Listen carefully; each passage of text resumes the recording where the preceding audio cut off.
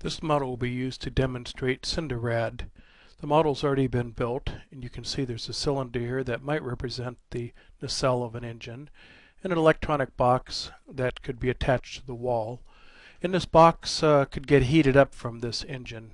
We'll just arbitrarily put some temperatures on here, not necessarily real nacelle temperatures, but I'm taking this one end of it and making it 100 degrees and making the other end of it 500 degrees with two loads on these curves that go around there. And then I have radiation on the outside of this cylinder, and then I have radiation on all 6 sides of this box. Now on the walls of this box I didn't equivalence a node, so each wall is somewhat independent. That will kind of give us a better feel for which walls are hotter and have better view factors of this hot cylinder. And the entire environment around here will make 25 degrees. So if we look at our loads, we can see there's first a couple temperature loads, engine on the plus Z side, engine on the minus Z side, and on the minus Z side it's actually 300 degrees, and on the plus Z side it's 500 degrees. So we're varying from 300 to 500 across this. Now we're also applying a radiation load, and the type of radiation load we're using is we call enclosure radiation, and that means compute the view factors. And we're doing it on 2D surfaces, and one I have is on the box here, and one I have on the engine. So let's look at the engine radiation, and you can see I have an emissivity of 0.25 for the outside, kind of a dull aluminum maybe, and I call this enclosure 1. And the application region was this, just simply this surface 1 here. If I pick surfaces here, click on this, you'll see that's surface 1, and that's what I have here. Now on my other one, on the electronic box, sitting here, I have this like maybe a black anodized 0.88 and also in enclosure 1. And right now with this version of Patran, we don't use the enclosure numbers. In a future release we'll actually have different radiation methods for different enclosures, so you could use our fast SindaRAD Hemicube method on the inside where there may be hundreds of thousands or millions or tens of millions of view factors, and maybe a ray tracing on the outside, and so each enclosure could have a different method. Plus you can only run one enclosure or another. Now there's some advantages to making multiple enclosures, but it's not too strong. So we'll just call them both enclosure 1, and we're using what we call the small face method, which means every finite element face will be a radiating surface. So we have these radiation on all sides of the box here, and on the outside, as you can see by these arrows indicating here, of this cylinder. I've made the cylinder out of aluminum, and I've assigned that a property, a 2D property, to all these plates, treating this box as a 6-sided box. And then when we come under analysis, we'll just take the default for a steady state run using sensor, and I come under the radiation setup, and I've checked this box here because I need to use a view factor program. If we're using simple radiation where we're just specifying a view factor, like off this cylinder with a view factor of 1, then we wouldn't need a radiation view factor program. But if we do enclosure radiation, in that case we only specify the surface properties, and so we need something to compute the view factors. And I'm going to use SindaRAD, which is a fast Hemicube method. And I won't go into much detail, but there's 2 different methods here. There's a RAD-K method and a flux method. Basically the RAD-K method will hook up a Sinda conductor from every node to every node. This is a traditional Sinda approach. And the flux method actually puts in the effect of the radiation conductor. So say we have a million radiation conductors inside this cylinder here, you would end up getting from every node to every node, you would get a hookup in here, maybe a million radiation conductors in your Sinda model, if you use the RAD-K method. Well, you can run out of memory on a 32-bit computer in particular once you get maybe 20 million radiation conductors in a model. And we've run models with 800 million radiation conductors using SindaRAD. So instead of running out of memory or needing to go to the 64-bit and version of Sinda, which will let us run bigger models, but then it runs more slowly because of all those radiation conductors, we have this other method called a flux method. And in that case, we put the effect of the radiation conductor by looking at a surface here and a surface over here, looking at what the view factor is, the geometric view factor between those two surfaces. We look at the temperature of that surface, the temperature of this surface, and find out how much Q is leaving the hot surface going into the cold surface.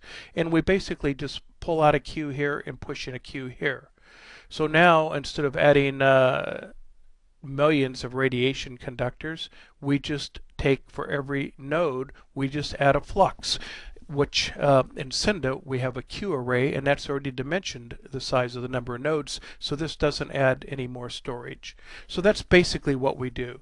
If you look in the Sinda file, you'll actually find instead of adding a flux, we put a little stub radiation conductor with a boundary node, and we use that little stub radiation conductor to force a flux into a surface or pull it out of a surface instead of just putting a Q. So the reality is you get one radiation conductor per node, but that's a lot better than the number of radiation conductors is with the number of nodes squared. So it really does it a little differently when you look in the Sinda model. That's how we put Qs in and out of surfaces. And we do that so you don't have things that are just isolated, hanging in space, not hooked to anything. This way they are hooked to nodes via these little stub radiation conductors with boundary nodes on the other end forcing in a Q or pulling out a Q. So this method runs very fast. There's some, depending on your mesh, maybe some slight inaccuracies. So you can run both methods and see if you get a different answer, but it's much faster and usually produces very good results for unless you have very large elements, where then you wouldn't need this method because you wouldn't have as many view factors.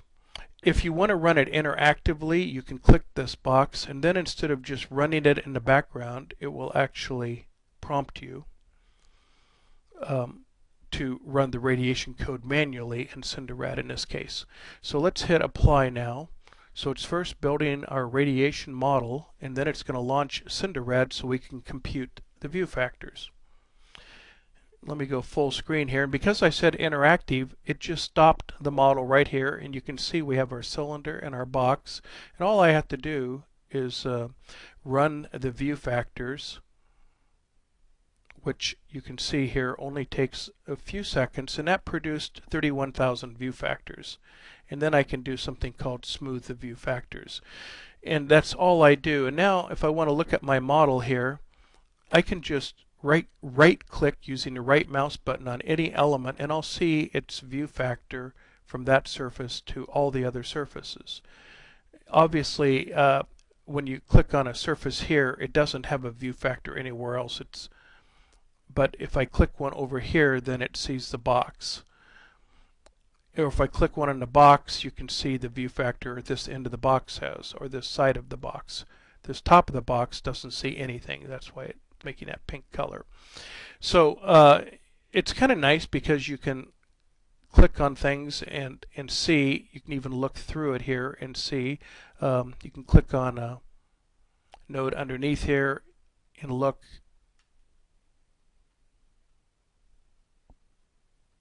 If I zoom in here,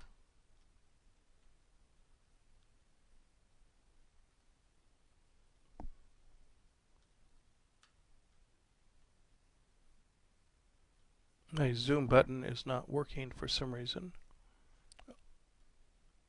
Oh, there, wrong button. So now you can see how the bottom of the box sees that element which was clicked right under the box.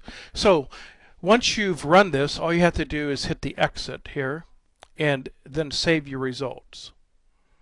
And now it folds all those results into the Sinda model and it launches Sinda.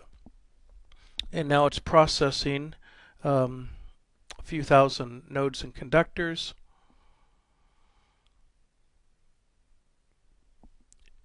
We'll launch Cinda here. After a few iterations it converges, and now we have our answer. And we can look at the Cinda model here by editing the Cinda file and look at that model, and we can see that there are a few radiation conductors. It's just one conductor. These are conductors, just little stub conductors off every surface. There's only one conductor per surface that's radiating, so we have a total of 7,000 conductors in this model. And now if we look at the results, access the results, and go to our result here. Now I'm looking at geometry here. Let's go to our finite element display. So let's erase our geometry and plot our elements. And let's see, access results, and I hit OK, and it says results were imported into Patran. I come to the results here, I click on temperatures, and let's make it wireframe here, and now I can post-process and look at my temperatures. And you can see the hot end 500 degrees here and 300 degrees. I just put a gradient across here, and you can see how it's heating up the box. The bottom of the box should be a little bit warmer, but we'll look at that in a minute. And let's go into here and turn on elements in Patran. So now we can see all of our elements. And now let's go and look at that in some detail. I've created some groups, so let's just look at not the engine but the box by itself. And let's fit this here. And you can see, because I didn't equivalence the nodes along the edges, these plates have the heat's not conducting around this aluminum box, so I can see more clearly which surfaces are seeing the hot engine. And you can see this bottom is running 81 degrees C, so it's getting a lot of input from that hot engine. And this end here is hotter because it has a better view factor than the sides did. And then if we look over here, this end sees the colder end of the engine, not the 500 degree end, so it's a little cooler. So this shows you what we have. The next step we're going to do is the next model we'll put a radiation shield in here and see how that helps. But that concludes this first movie.